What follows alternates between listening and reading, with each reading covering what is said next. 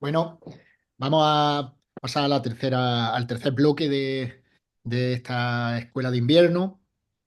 Este bloque lo hemos llamado ¿Qué hacer tras el doctorado? La relevancia del lenguaje para la ética, la argumentación y la ciencia. Este es, digamos, lo que podríamos llamar el bloque colonialista, en el que queremos demostrar que nuestro itinerario, el itinerario de lenguaje y mente, y que las temáticas del lenguaje, mente y epistemología son muy relevantes para los otros ámbitos del máster, de la lógica y la filosofía de la ciencia. Eh, Vamos a tener a Llano Navarro, que está en la Universidad de Salamanca. Amalia Aro, que aunque en el programa aparece como Universidad de Granada, está a punto de estar en la Universidad de Lisboa, va a estar con una postdoctoral, y Javier Osorio, que hizo su doctorado en la Universidad Autónoma de Madrid. Llano hizo el TFM y la tesis doctoral con María José Frapoli, que pertenece al itinerario de lógica y trabaja en temas de metaética. Amalia hizo el TFM con Esther Romero, que si no me equivoco está aquí con nosotros, y luego hizo su tesis doctoral con Lilian Bermejo del itinerario de argumentación en codirección con una universidad holandesa, y Javi Osorio hizo su TFM con Estalí y conmigo, y luego hizo la tesis doctoral con Jesús Vega en la Autónoma. Y pues ya os doy paso. En primer lugar, pues tendremos la charla de Llanos. Muchas gracias, Llanos, cuando quieras. Eh, pues muchas gracias a vosotros, gracias a Manolo y a Andrei por la invitación. Eh, bueno, pues eso, como decía, bueno, iba a contar un poco cuál era mi trayectoria, pero lo ha contado Manolo, así que me lo salto.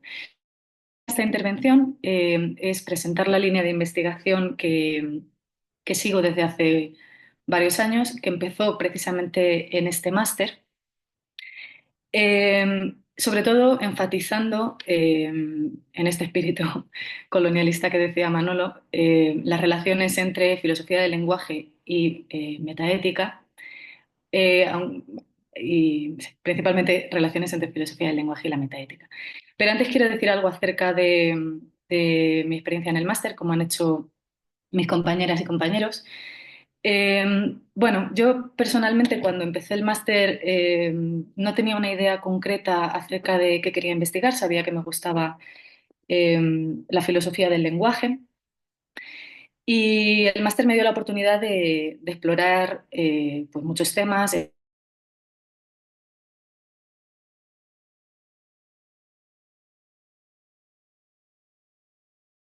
que estaban vivos y sobre los que podíamos trabajar. Y una alegría que me llevé es que uno de los temas que se ofrecían para investigar en el máster era el expresivismo ético, que yo en el grado había conocido gracias a una asignatura de metaética que teníamos que daba Lilian Bermejo, que es también profesora de este máster, y que en el máster tratamos sobre todo en el seminario de lenguaje y mente que entonces impartía Neftalí Villanueva, pero que también era uno de los temas sobre los que trabajaba María José Frapoli, que fue, como decía Manolo, pues mi directora de TFM, y también el propio Manuel de Pinedo. Bueno, pues eso, como digo, esta línea de investigación empezó sobre todo a partir del TFM y no me he desviado mucho de ella.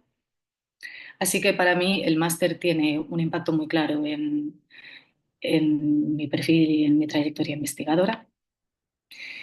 Y bueno, me permitió también el TFM pues, familiarizarme con la cuestión, perfilar un poco lo que luego fue el proyecto de tesis que se desarrolló en la tesis doctoral y sobre todo, o sea, bueno, no sobre todo, pero una de las cosas que destacaría es que me permitió integrarme en un grupo de investigación amplio que trabajaba sobre estas cuestiones en la Universidad de Granada.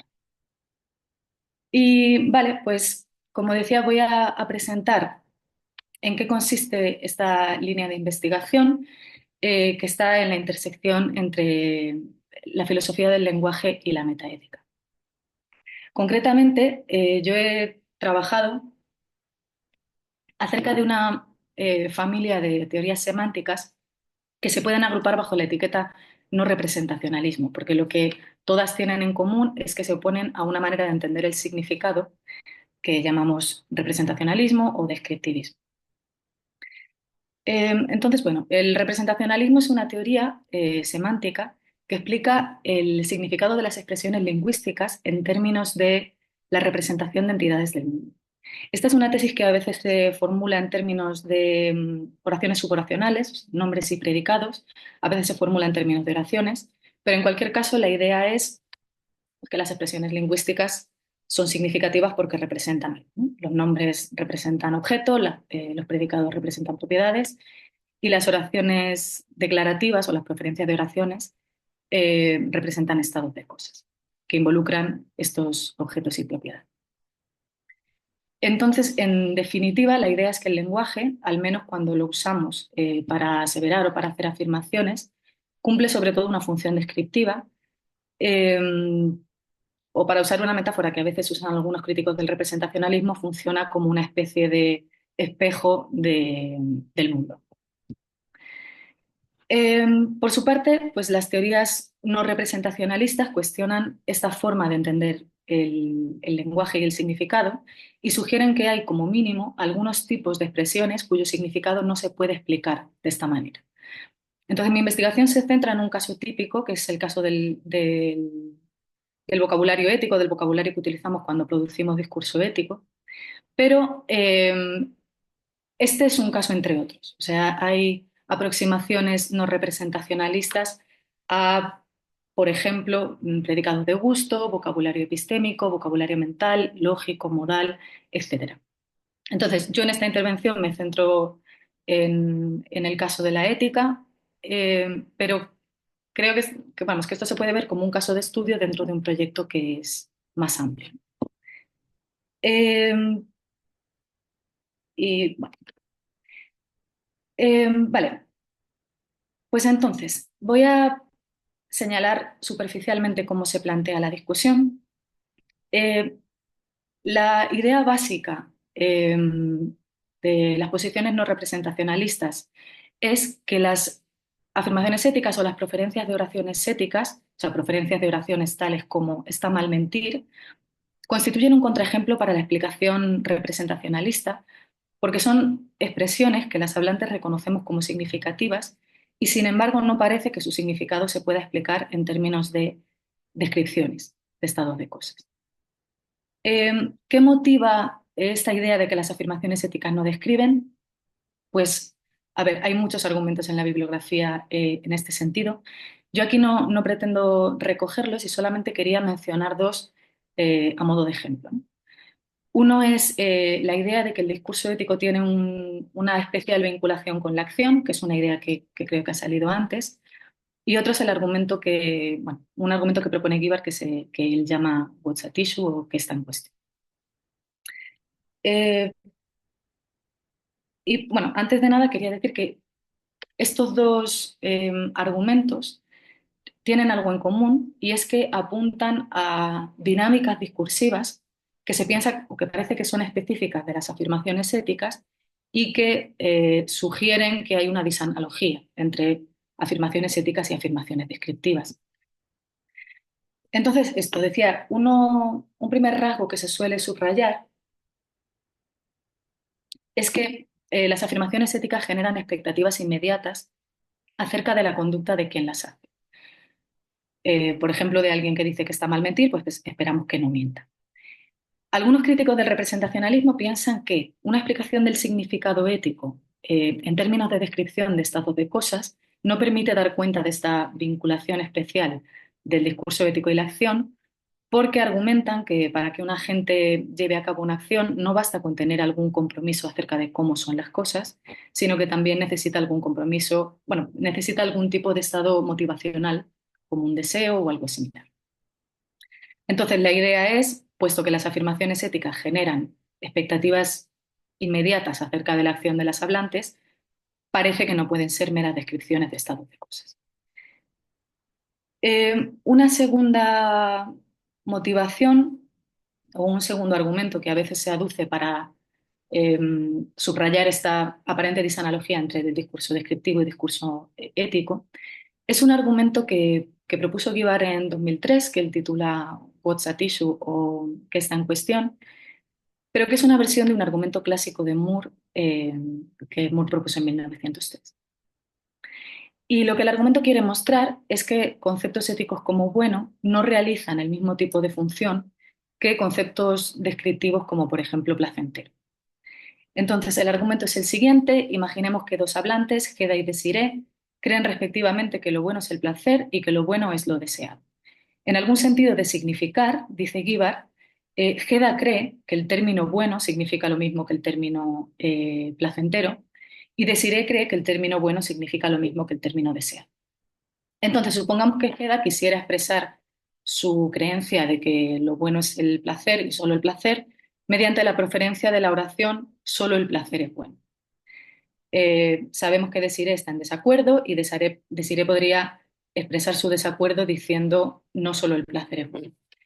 Sin embargo, dice Guibar, no parece, o sea, no podría expresar ese desacuerdo mediante la preferencia de la oración no solo el placer es deseado, incluso si Desiré cree que en algún sentido deseado y placentero significan lo mismo, porque Geda podría conceder o estar de acuerdo en que no solo el placer es deseado y sin embargo mantener su creencia de que solo el placer es bueno. La idea de Guibar es la preferencia de la oración no solo el placer es deseado, independientemente de lo que crea Desiré, no apunta a aquello que está en cuestión en la afirmación de Geda, de que solo el placer es bueno. Y por tanto, estos dos términos, bueno y placentero o bueno y deseado, no pueden significar lo mismo. En general, sea cual sea el término que consideremos, el término descriptivo que consideremos, no va a realizar la misma función que realizan los términos éticos. Eh, en- entonces, en resumen, estos dos ejemplos, el argumento del carácter práctico del discurso ético y el argumento de Guibar, eh, muestran que los contenidos de las afirmaciones éticas tienen un comportamiento lógico-semántico o que generan dinámicas discursivas que son distintas de las que se generan en el caso del discurso descriptivo. Y por tanto que la función o el papel que realizan las primeras no se puede reducir al de las segundas. Bueno, esto plantea algunos problemas para el representacionalismo. Una de las ideas que se reproducen en la discusión es que si a pesar de todo quisiéramos persistir en una actitud representacionalista, o sea, si a pesar de esta disanalogía quisiéramos seguir manteniendo que, que las preferencias de oraciones éticas son significativas en virtud de lo que representan, tendríamos que comprometernos con la existencia de propiedades sui generis, que son distintas de las propiedades naturales, y esto abriría una discusión metafísica que mucha gente quiere evitar, ¿no? Entonces, bueno, por su parte, las aproximaciones no representacionalistas adoptan una estrategia distinta. No se preguntan qué entidades representan los términos éticos o no empiezan por preguntarse qué entidades representan los términos éticos, sino que ponen el foco en las hablantes y se preguntan qué tipo de acciones llevan a cabo las hablantes cuando hacen estas afirmaciones. O sea, en qué consiste juzgar que algo es moralmente correcto o incorrecto. Eh, y bueno, hay muchas versiones del no representacionalismo. Eh, lo que voy a hacer en lo que sigue es simplificar bastante la cuestión y presentar dos grandes tipos de explicación. Pero bueno, haciendo esta aclaración al principio, bajo estos dos grandes tipos caen en realidad muchas posiciones que incluyen muchos matices distintos. Y también señalo que está en discusión si de hecho estas dos posiciones deberían entenderse como proyectos distintos o si en último término deberían verse como dos versiones de un mismo proyecto. Entonces, una de las estrategias es la del expresivismo ético, que se inicia con los trabajos de Ayer y Stevenson en los años 30 del siglo pasado, pero que después ha dado lugar a muchos desarrollos hasta fechas recientes y que es una teoría que sigue en elaboración. Y la idea fundacional de la posición es que las hablantes, cuando profieren oraciones éticas, no pretenden describir estados de cosas, sino expresar sus propias actitudes. Y en particular, ciertas actitudes de aprobación o de rechazo respecto de las acciones. O sea, que cuando alguien dice que está mal mentir, expresa que rechaza la acción de mentir, pero no atribuye a esta acción una propiedad o no pretende describir la acción en algún sentido. Eh, entonces, como señalaba antes Andrea también, en este sentido, la versión clásica del expresivismo entiende las actitudes expresadas por las afirmaciones éticas como actitudes no cognitivas, es decir, como actitudes cuyo contenido no es capaz de verdad o falsedad. Eh, y esto lleva a esta tesis de la bifurcación o de la diferencia que ella señalaba, que parece que asocia la capacidad, o sea, la idea de proposición, o sea, la idea de que los contenidos puedan ser verdaderos o falsos con la de descripción, mientras que el significado expresivo que atribuye al discurso ético pues sería no proposicional. Eh, y bueno, pues esta explicación tiene claras ventajas a la hora de explicar los rasgos que marcan esta disanalogía entre discurso ético y discurso descriptivo. Explica fácilmente o de manera muy natural la conexión con la acción, porque si las hablantes que hacen afirmaciones éticas expresan actitudes de aprobación o rechazo de las acciones, pues es razonable esperar que se comporten de acuerdo con ello. Y explica también el carácter no reducible de la función de las afirmaciones éticas porque marca esta distinción muy clara y muy radical entre dos tipos de significado que cada una de estas afirmaciones eh, tendría. Eh, bueno, tiene también algunos problemas, Andrea también ha hablado de eso. La principal crítica que se le plantea es el problema Frege-Gitz, eh, que, como ha dicho ella, no me extiendo mucho, pone de manifiesto que de hecho este tipo de discurso se manifiesta algunos rasgos propios de los discursos o de las afirmaciones que tienen contenido proposicional y esto ha hecho que el expresivismo matice muchísimo esta tesis original de anticognitivista, ¿no? Eh, bueno, y la segunda posición no representacionalista que quería señalar es una que se apoya en la teoría semántica, o sea, en una teoría semántica que es el inferencialismo de Robert Brown. El inferencialismo mantiene que para explicar el significado, perdón, para explicar el contenido conceptual de las expresiones lingüísticas en general, no solamente de las expresiones éticas, deberíamos atender a las prácticas inferenciales por medio de las cuales las hablantes conectan unas expresiones con otras. Es decir, que el contenido conceptual de los términos y las oraciones se explica en virtud del papel que el uso de estos términos y oraciones desempeña en el razonamiento. En el caso particular de las expresiones éticas, pues su contenido semántico vendría dado por la red inferencial específica que establecen. O sea, si queremos saber qué significa una expresión lingüística como está mal, pues tendríamos que ver bajo qué circunstancias estamos habilitadas o obligadas a utilizar esta expresión y qué consecuencias o compromisos se siguen de usar. Y no me voy a extender mucho más en los detalles de la posición, pero sí quiero decir algo acerca de esta idea o de esta cuestión acerca de si las oraciones éticas o las preferencias de oraciones éticas tienen contenido proposicional. También es algo que ha dicho Andrea. El inferencialismo parece que tiene que decir que sí, porque atribuye contenido proposicional a todas las expresiones lingüísticas que pueden actuar como premisas o conclusiones en inferencias. Y desde Frege-Gitz es un lugar común en la discusión y entre todas las partes del debate que las afirmaciones éticas o los contenidos de las afirmaciones éticas pueden actuar como premisas y conclusiones de inferencias. Eh, Sin embargo, bueno, esto tiene la contrapartida de que esta estrategia que el expresivismo ético utilizaba para explicar la disanalogía entre discurso ético y discurso descriptivo no parece que esté disponible para el inferencialismo, ¿no? Ya no podemos explicar esta distinción en términos de una oposición entre significado proposicional y significado no proposicional. Sin embargo, yo creo que la distinción se puede capturar en términos de los tipos específicos de dinámicas inferenciales en los que cada una de estas afirmaciones se involucra, ¿no? Y bueno, esta es la línea de investigación que yo persigo y, y esto me interesa analizar los rasgos del discurso ético que marcan esta disanalogía con el discurso descriptivo desde esta perspectiva, o sea, aproximándolos como evidencias o como marcadores del tipo de función inferencial que, que los conceptos éticos desempeñan. Eh,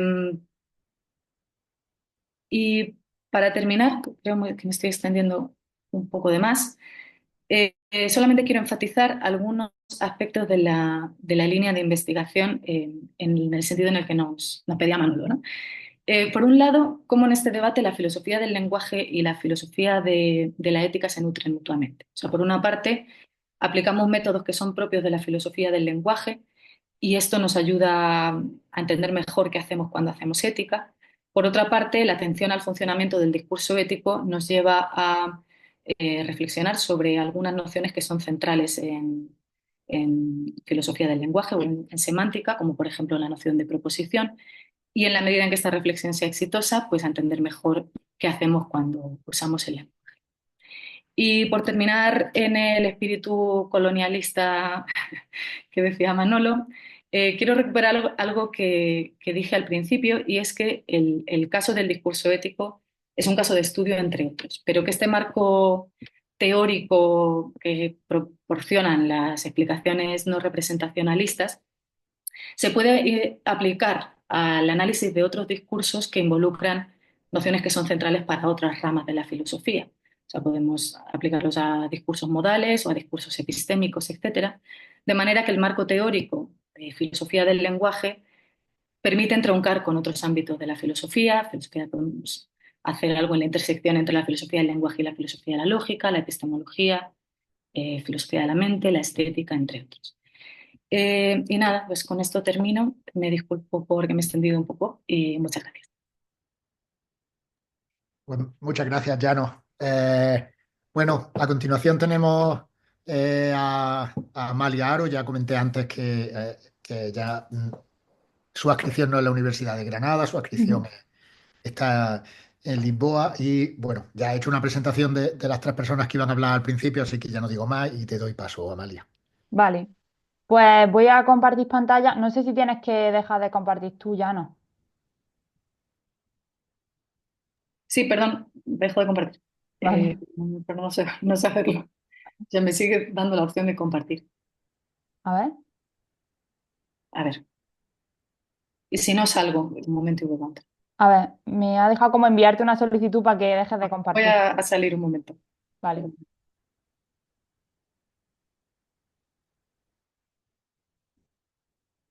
vale. A ver si puedo compartir yo.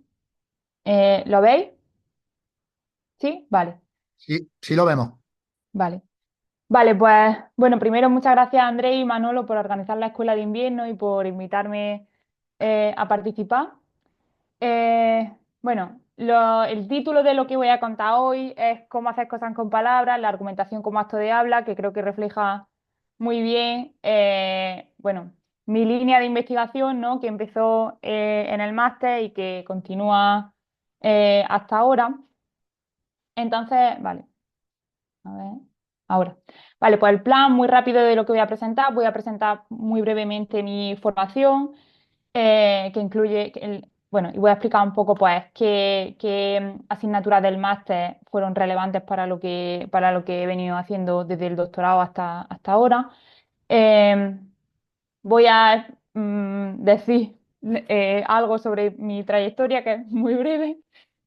Después voy a presentar un poco lo que he hecho en el doctorado, mostrando cuál es la conexión con lo que hice en el máster, que es una conexión, como voy a decir después, muy estrecha, y cómo eso que hice durante el doctorado y que empezó en el máster, pues ha continuado, digamos, o continuará está continuando después de la tesis. Vale, con respecto a mi formación, muy rápido, yo hice el grado en Filosofía por la Universidad de Granada y en mi TFG que dirigió Esther Romero, la profesora Esther Romero, que también es profesora en el máster, empecé, digamos, a apuntar al tipo de cosas en las que he terminado trabajando después. Y en el máster, y después hice el máster en Lógica y Filosofía de la Ciencia y bueno. El itinerario que yo escogí fue el itinerario de lenguaje y mente, pero también hice dos asignaturas del itinerario de argumentación, que fueron la asignatura del seminario de argumentación y la asignatura de teoría de la argumentación.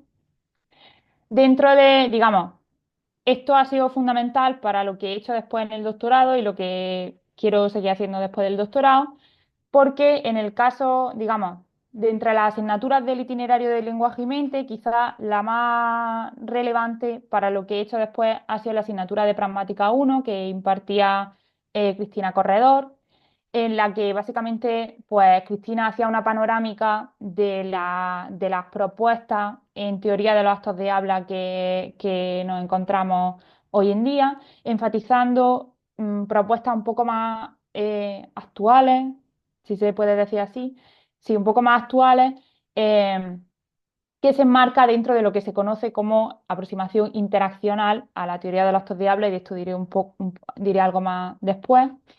Y en el caso del itinerario de argumentación, quizá la asignatura más relevante para mí fue la del seminario de argumentación que impartía Lilian Bermejo Luque, quien luego, como ha dicho Manolo, pues ha terminado siendo mi directora de tesis, en la que pues, se presentaba una concepción de la argumentación como un acto de habla concreto, que es después pues, lo que he estado trabajando yo. Entonces, en mi TFM, que dirigió, como ha dicho Manolo, la profesora Esther Romero, lo que hice fue pues, combinar un poco las dos cosas y presentar una aproximación interaccional a la teoría de los actos de habla, centrándome en la naturaleza más social, digamos, del significado de las proferencias por medio de las cuales realizamos actos de habla y cómo eso se podría aplicar al caso de la argumentación, ¿no? Vale. Aquí esto va a ser muy breve. Mi doctorado, digamos, em- empezó un poco... fue difícil encontrar financiación para el doctorado, entonces primero estuve en la Universidad Comenius de Bratislava, donde tuve una beca predoctoral, pero después Lilian me ofreció la posibilidad de volver a Granada digamos, pues, trabajar en su proyecto con una FPI y pues, dirigirme la tesis doctoral.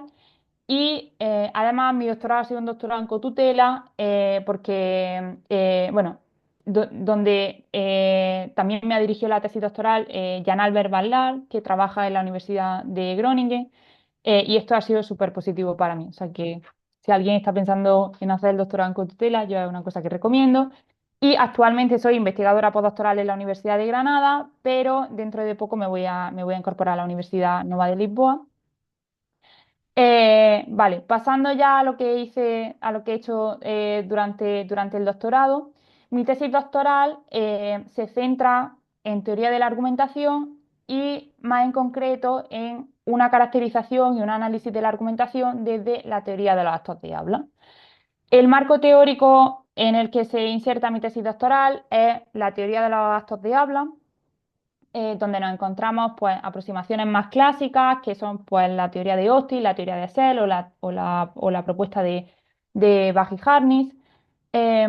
Pero, digamos, por lo que fue muy importante la asignatura de Cristina Corredor en este caso, fue porque lo que presentó Cristina, como he dicho, eh, fueron propuestas que señalan problemas que tienen las concepciones más clásicas de teoría de los actos de habla y más en concreto la postura serleana, donde estas críticas básicamente tienen que ver con que en una propuesta como la serleana no se tiene suficientemente en cuenta el papel del interlocutor en la realización de un acto de habla y tampoco se tiene en cuenta cómo un acto de habla o el tipo de efectos que un acto de habla produce, que va más allá de la mera comprensión, digamos, de la preferencia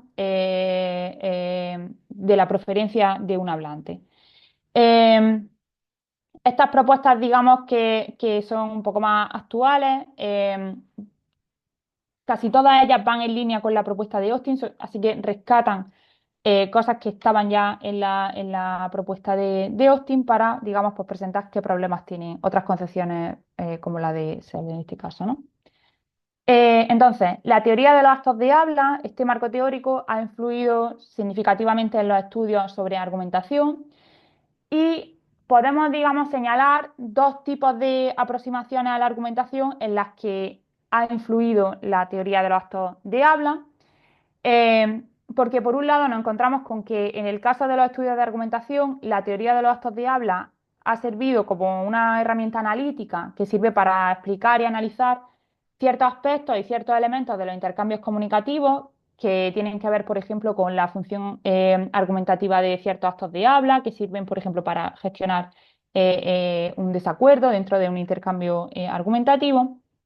Pero otra de las aproximaciones, digamos, al estudio de la argumentación en la que ha influido la teoría de los actos de habla es la concepción de la argumentación como un tipo específico de acto de habla, lo que supone, digamos, pues desarrollar modelos para el análisis, la interpretación y la evaluación de la argumentación, el formular condiciones de realización y de éxito específicas para ese tipo concreto de acto de habla y el señalar efectos tanto locucionarios como perlocucionarios que sean, digamos, específicos de ese acto de habla. Entonces tenemos como estas dos aproximaciones donde se refleja la influencia de la teoría de los actos de habla en la teoría de la argumentación. Entonces, en el caso, bueno, mi línea de investigación ha sido la segunda, ¿no? La que tiene que ver con la caracterización de la argumentación como un acto de habla específico. Y dentro de esta concepción de la argumentación nos encontramos con dos propuestas fundamentales que son el modelo de la pragma dialéctica que desarrollan Franz van Emeren y Rolf Grothendorst y el modelo normativo lingüístico de la argumentación que propone la profesora Lilian Bermejo. Vale, en el caso del modelo de la pragma dialéctica, digamos que el objetivo fundamental de la argumentación sería el resolver una diferencia de opinión en una discusión crítica.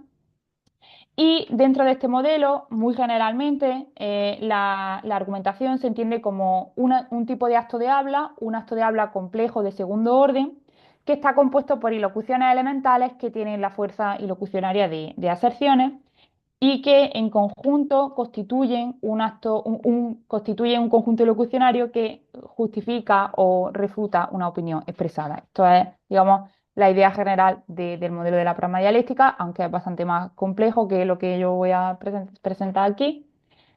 Y en el caso del modelo lingüístico de la argumentación se concibe como una actividad comunicativa cuyo objetivo constitutivo es justificar.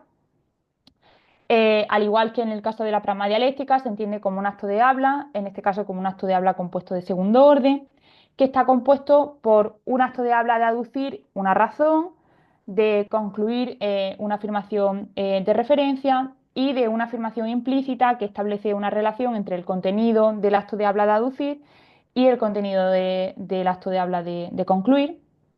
Y se trata de un acto de habla que convencionalmente cuenta como un intento de demostrar que una afirmación de referencia es correcta.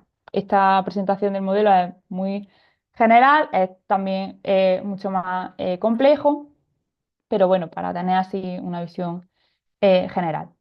Entonces, tanto el modelo de la pragma dialéctica como el modelo normativo lingüístico, el marco que adoptan para caracterizar la argumentación como un tipo de acto de habla es una aproximación searleana, que, como he señalado antes, propuesta dentro de la aproximación o del marco interaccional de los actos de habla, presenta diversos problemas que, como he dicho, tienen que ver con que no tienen en cuenta el papel del interlocutor en la realización del acto de habla y no tienen en cuenta cómo la argumentación modifica el espacio normativo de los participantes del intercambio comunicativo. Es decir, tiene efectos más allá de la comprensión por parte de un interlocutor del acto de habla del hablante. En general, los problemas tienen que ver con que parece que la concepción de ser no, o que las aproximaciones serleanas no tienen tanto en cuenta, digamos, la dimensión social del significado de las preferencias o de en general cómo funciona la comunicación, que pues, normalmente incluye a más de una persona. Eh, vale, y bueno, esos efectos en el espacio normativo tienen que ver con efectos o cambios en el conjunto pues, de obligaciones, derechos, habilitaciones y compromisos de los participantes del intercambio comunicativo. Entonces, lo que he hecho en la tesis doctoral, pues como espero que se esté viendo, está muy conectado con lo que viene el máster y con lo que viene el máster en el itinerario de lenguaje y mente y también en el itinerario de argumentación. Pero básicamente va en línea con el modelo propuesto por Lilian Bermejo Luque. Bueno, lo que yo he hecho es también, pues basándome en su modelo, llevar a cabo una caracterización de la argumentación como un tipo específico de acto de habla, pero adoptando una aproximación interaccionista de la teoría del acto de habla que permite superar, digamos, los problemas de las concepciones más clásicas de actos de habla, que tiene en cuenta el papel activo del interlocutor y los efectos ilocucionarios del acto de habla de argumental, que pueden entenderse como que van más allá de la comprensión de la proferencia y que pueden entenderse como cambios en las obligaciones, habilitaciones y compromisos dialécticos, en el caso de la argumentación, de los participantes de un intercambio argumentativo. Bueno, aquí, por no enrollarme mucho, decir simplemente que dentro de lo que he hecho en mi tesis doctoral, una de las cosas que también he hecho es intentar caracterizar el significado de las preferencias por medio de las que se llevan a cabo actos de habla de argumentar en términos interaccionistas, distinguiendo entre el significado del hablante y el significado conjunto como algo, digamos, que depende de la interacción de un hablante y del interlocutor o de una audiencia más amplia. Y también, digamos, aproximarme a la evaluación, en este caso dialéctica, de la argumentación, señalando que el tipo de efectos ilocucionarios que produce un acto de habla de argumentar, si se lleva a cabo exitosamente, pueden funcionar como un estándar de evaluación de la argumentación, en este caso de la evaluación dialéctica, porque nos servirían para evaluar, digamos, qué movimientos comunicativos posteriores a una preferencia en concreto son correctos o no, desde el punto de vista del proceso dialéctico, del procedimiento dialéctico de la argumentación. Y también he intentado aplicar eso al análisis de la Stroman fallacy, que tiene que ver con la atribución de compromisos, ¿no? Y de cómo, pues, una vez que tiene lugar una falacia de este tipo, pues hay ciertos movimientos. Bueno, una vez que tiene lugar la realización de un acto de habla, pues hay ciertos movimientos que después pueden constituir un mal movimiento argumentativo, que podría ser en este caso, pues, una falacia de este tipo. Y luego en la tesis también he ido apuntando a cosas en las que después he intentado profundizar un poco más, en las que voy a profundizar ahora, digamos, bueno, cuando empiezo a trabajar en Lisboa, que tiene que ver con la caracterización de las injusticias que tienen lugar en las prácticas argumentativas y en el caso de la tesis, pues me centré en el caso de la injusticia discursiva. Y esto quizás más que con lo que viene el máster, pues viene, digamos, de la relación con el grupo de filosofía y análisis de Granada, donde cuando yo empecé el máster, si no recuerdo mal, pues se organizó un seminario sobre el libro, bueno, sobre injusticia epistémica en general. Y bueno, pues son temas que me han interesado, porque no han sido la parte central de mi tesis, pero que voy a poder, digamos, centrarme más después de la tesis. Vale, pues después de terminar la tesis, el tipo de cosas en las que yo he querido centrar mi línea de investigación, siguiendo con digamos, con la aproximación a la argumentación desde la teoría de los actos de habla y desde un marco concreto, se acerca más al tipo de cosas de las que se encargan algunas teóricas feministas de la argumentación, que están relacionadas con las injusticias que se producen en escenarios argumentativos y que, digamos, se explican también, lo explican también estas teóricas feministas de la argumentación desde la teoría de los actos de habla, cómo se relaciona la ocurrencia de estas injusticias con el estilo o el método argumentativo que se asume, digamos, y cómo esto afecta a la participación igualitaria en un intercambio argumentativo, si se adopta un método o un estilo más adversarial o más colaborativo, qué papel juegan ciertas normas injustas que están en juego, digamos, o que gobiernan esos intercambios argumentativos. Y qué problemas tiene una concepción neutral de la argumentación para la caracterización de ciertas falacias, que esto se relaciona con cosas que he hecho junto con Manuel Magro en un artículo sobre en concreto la falacia del poisoning de Well.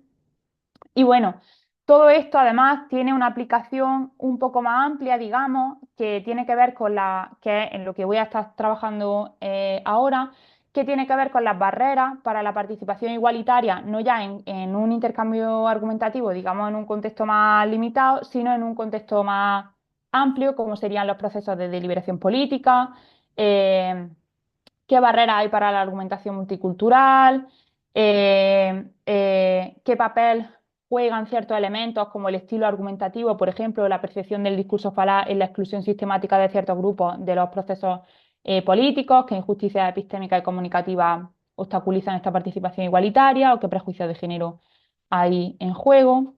Entonces, creo que esto es lo último, sí. Básicamente, pues lo que vi en el máster ha marcado, ha sido fundamental para lo que venía haciendo después y además me ha servido para seguir, digamos, ampliando la temática y trabajar en otras cosas. Así que nada, espero que haya servido. Gracias. Muchas gracias, Amalia. Bueno, y la última intervención en este bloque es Javi Osorio. Javi ya te presenté al principio, así que adelante, si quieras. Muchas gracias. Se me escucha bien, ¿no? Vale.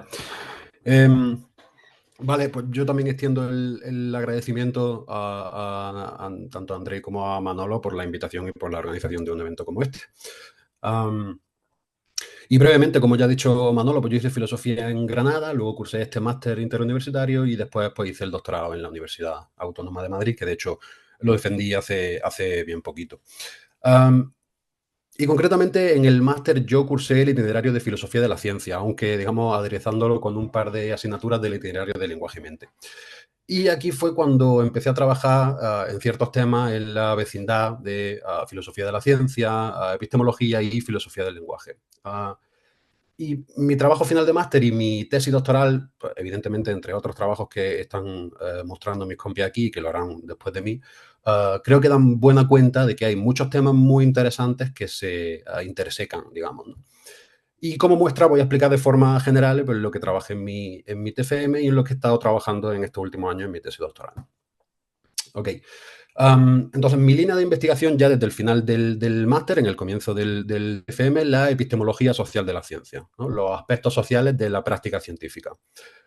Y en concreto sobre desacuerdos científicos, porque, digamos, aspectos sociales en la práctica científica hay muchos y muy variados, ¿no? Entonces yo investigo, digamos, las dinámicas socioepistémicas que se dan en el seno de una comunidad científica cuando se encuentran en desacuerdo con respecto a cierto tema, ¿no? Y este tema pues también puede ser muy variado, como podéis imaginar. Pero claro, uno puede pensar, pero este trabajo entonces es de filosofía de la ciencia pura y dura, ¿no? Pues no realmente, porque este trabajo lo realizamos usando las herramientas conceptuales que nos proporcionan la filosofía del lenguaje y la epistemología social, pero aplicándolo a la práctica científica. Entonces, ¿cómo se hace esto? ¿O cómo hicimos esto? Pues por dar un poco de contexto filosófico, en las últimas décadas, tanto en la filosofía del lenguaje como en la epistemología social, pues se han interesado mucho por esclarecer y por distinguir los diferentes tipos de desacuerdos en los que dos o más agentes epistémicos pueden encontrarse, ¿no? Y si vamos a la literatura sobre este tema, podemos encontrar pues, muchas nociones muy interesantes, como por ejemplo la del desacuerdo sin falta.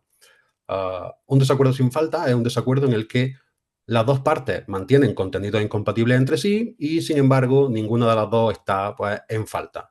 Es decir, ambas posturas están apoyadas en razones, en principio ninguna de las dos partes pues ha cometido ningún fallo de razonamiento flagrante, este tipo de cosas, ¿no?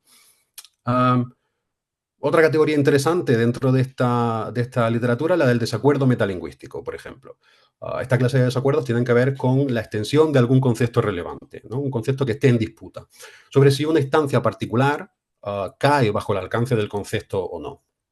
Entonces, estos conceptos que, como digo, están en disputa, pues también están en construcción como consecuencia, ¿no? De hecho, Plunkett y Sandel hablan de una negociación metalingüística, ¿no? Y es a través de este desacuerdo por lo que se va delimitando el alcance del concepto, ¿no? Tenemos un montón de categorías más. Tenemos, por ejemplo, el desacuerdo entre pares epistémicos. Este es un desacuerdo en el que las dos partes de la disputa tienen una competencia similar en el tema en el que se está hablando. Tienen, digamos, unas habilidades cognitivas similares, un acceso a la evidencia, si no similar, idéntica. Y aunque la idea de desacuerdo entre pares no significa necesariamente la idea de desacuerdo entre expertos, normalmente estas dos expresiones se utilizan como sinónimas. Y tenemos un montón de otro tipo de categorías que la filosofía del lenguaje y la epistemología pues, ha considerado en la literatura. Tenemos también los desacuerdos directamente factuales, los desacuerdos profundos, un montón de ellas, ¿no? Entonces, además de todas estas categorías, tenemos una amplia gama de posturas, digamos, con respecto a lo que hacer cuando uno se da cuenta de que se encuentra en un desacuerdo entre pares. Cuando uno se encuentra en un desacuerdo con alguien a quien considera, a quien se considera mutuamente un par epistémico. Entonces, como digo, son muchas las posturas aquí, pero normalmente se presentan dos como las paradigmáticas: las perspectivas conciliadoras por una parte y las perspectivas beligerantes por otra. Entonces, las perspectivas conciliadoras defienden que deberíamos revisar nuestras creencias en cada caso de desacuerdo, ¿no? Es decir, uno deja de estar justificado para mantener la actitud osástica inicial que mantenía con respecto a la proposición que esté en juego, ¿no? Mientras que la perspectiva beligerante, bueno, es la negación de la perspectiva conciliadora. La perspectiva beligerante defiende que no deberíamos realizar ninguna revisión dosástica, ¿no? Ante la evidencia, en este caso sería evidencia de segundo orden o evidencia de orden superior, ante la evidencia de que nos encontramos en un desacuerdo con un par epistémico, ¿no? Es decir, los que defienden la perspectiva beligerante defienden que lo razonable en estos casos es mantener la actitud de creer que P cuando nos encontramos en desacuerdo acerca de esta proposición o un conjunto de proposiciones, ¿no? Entonces, como vemos, tenemos por una parte pues, un conjunto de fenómenos que caen bajo las diferentes categorías de desacuerdo y por otra un conjunto de perspectivas que ofrecen respuestas sobre qué hacer ante estos casos, ¿no? Entonces, claro, todas estas categorías, como os podéis imaginar, pueden aplicarse a la estética, pueden aplicarse a la política y evidentemente pueden aplicarse también a la práctica científica. Entonces, como ejemplo rápido, podemos ver el debate, uno de los debates que analicé en mi TFM, pues, sobre la noción de inteligencia en psicología. Entonces, no recuerdo ahora el año, 1903 o 1904, Charles Spearman, un psicólogo estadounidense, publica un artículo en el que introduce un método para, según él, medir objetivamente la inteligencia. Entonces, según Spearman, las correlaciones entre, digamos, las diferentes habilidades cognitivas indicaban, según él, un factor general de inteligencia. Y por otra parte, pues una alternativa que se opuso a esta noción de inteligencia general, y que estoy seguro que la conocéis, fue la idea de inteligencia múltiple de Gardner, de Howard Gardner, ¿no? Que afirmó que pues no existe tal cosa, ¿no? Como una inteligencia general. Hasta donde sé, la idea de inteligencia múltiple no tiene el mejor respaldo empírico hoy en día, pero, en fin, en cualquier caso, esto no es muy relevante. Lo que sí es relevante es que este desacuerdo científico pues, puede analizarse con todas estas nociones y categorías que acabamos de ver, que vienen de la filosofía del lenguaje y de la epistemología social. Entonces, dos psicólogos que discutan sobre este tema, pues en principio estarán en un desacuerdo entre pares, se encontrarán en un desacuerdo sin falta, si ninguno ha realizado inferencias pues, que no estén justificadas, y se encontrarán en un desacuerdo metalingüístico, porque, entre otras cosas, se está en desacuerdo sobre qué tipo de cosas caen bajo la noción de inteligencia en este caso, ¿no? Y porque, o sea, una de las cosas que juegan un papel significativo en este desacuerdo son las elecciones conceptuales de los expertos, ¿no? Porque reflejan intereses explicativos diferentes. Y además esto es importante porque cómo se defina la noción de inteligencia determina en gran medida pues, el tipo de diseño experimental que se va a realizar o el tipo de prácticas educativas que se pretenden fomentar, si es que lo pretenden en absoluto, ¿no? Ahora bien, ¿qué tipo de actitud deberían mantener ante un desacuerdo de este tipo? Bueno, me temo que no voy a poder dar respuesta porque aparte de el tipo de actitud es muy, digamos, contexto dependiente y en función del debate en el que estemos analizando podremos responder a una cosa u otra, de modo que pues, depende del tipo de compromiso epistemológico que uno mantenga. Pero lo que quiero dejar claro es que, como hemos visto, hay digamos, un conjunto, un abanico de posturas, digamos, por las que podemos elegir, ¿no? Entonces, como vemos, todas estas nociones pueden informar y pueden elucidar ciertas dinámicas muy interesantes dentro de las comunidades científicas, ¿no? Entonces, creo yo, esta, digamos, imbricación entre temas de filosofía del lenguaje, de epistemología y de filosofía de la ciencia, pues la que dan lugar a estos proyectos filosóficos, ¿no? Este tipo de proyectos filosóficos. Entonces, mi propósito con esto es, digamos, poner sobre la mesa el tipo de cosas que se pueden hacer pues, desde partes que en principio parecen distantes dentro de la propia filosofía, pero que realmente no son distantes en absoluto, ¿no?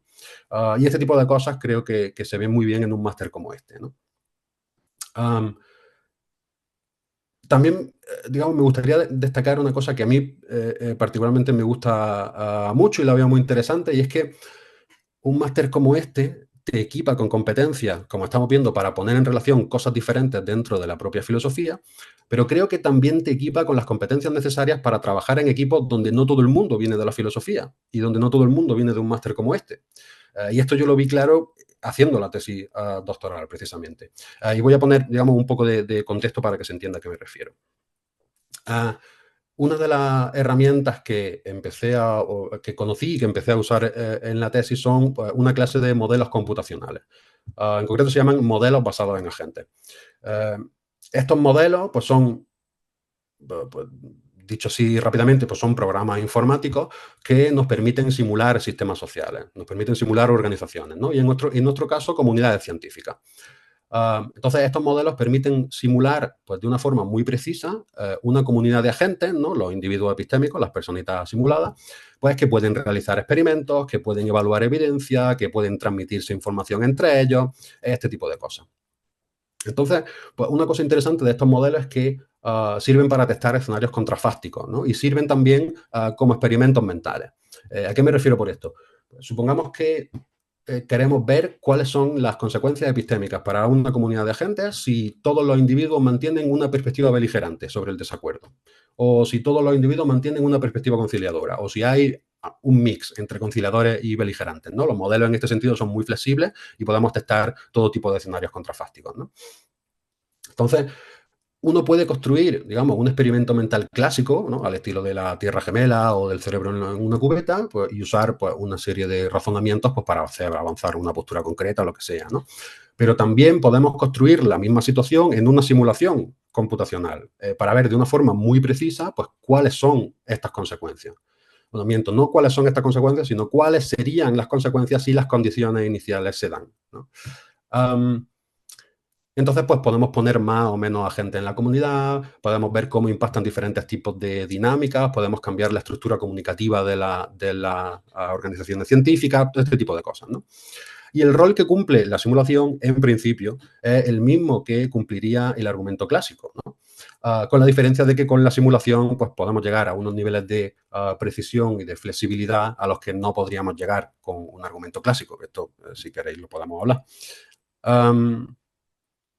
Entonces, pues una de las cosas interesantes de este tipo de proyectos, de este tipo de proyectos filosóficos que echan mano de este tipo de herramientas, es que son, como podéis imaginaros, tremendamente interdisciplinares, ¿no?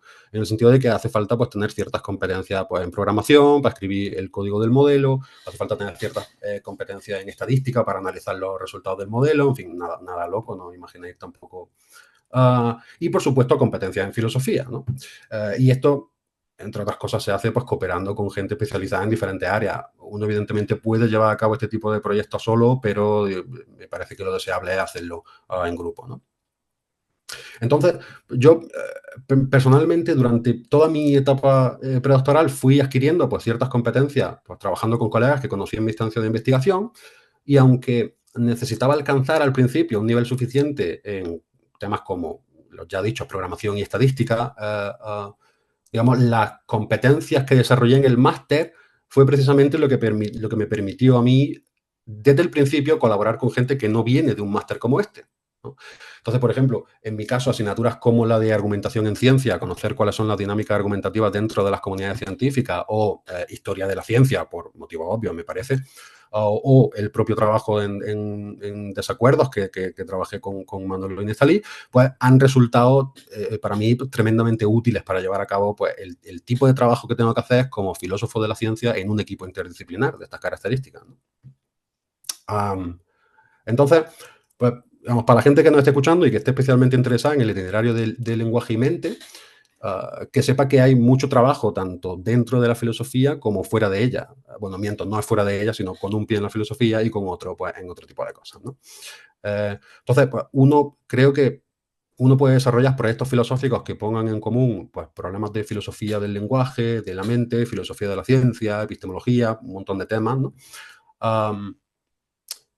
Pero creo que también hay mucho trabajo muy interesante y fundamentalmente interdisciplinar, ¿no? Y si nos vamos a filosofía del lenguaje, pues tenemos la filosofía experimental del lenguaje, en el que pues, cierto tipo de competencias computacionales también son muy valiosas, ¿no? Que tienen que ver con cierto tipo de diseño experimental, con análisis estadístico, este tipo de cosas que en principio no se enseñan, ¿no? En filosofía. Y obviamente una base sólida. Si uno se quiere dedicar, por ejemplo, a la filosofía experimental del lenguaje, una base sólida en filosofía del lenguaje o filosofía de la mente, o las dos a la vez, pues digamos, es tremendamente útil. En fin, no es tremendamente útil, es indispensable, ¿no?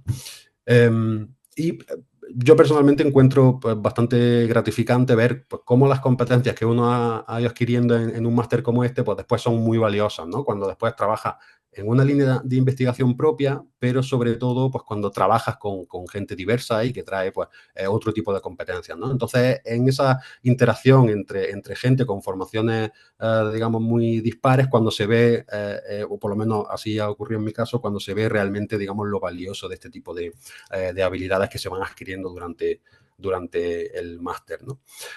Y en fin, no tengo claro cómo va de tiempo. Esto es todo lo que quería decir. Espero que haya resultado útil.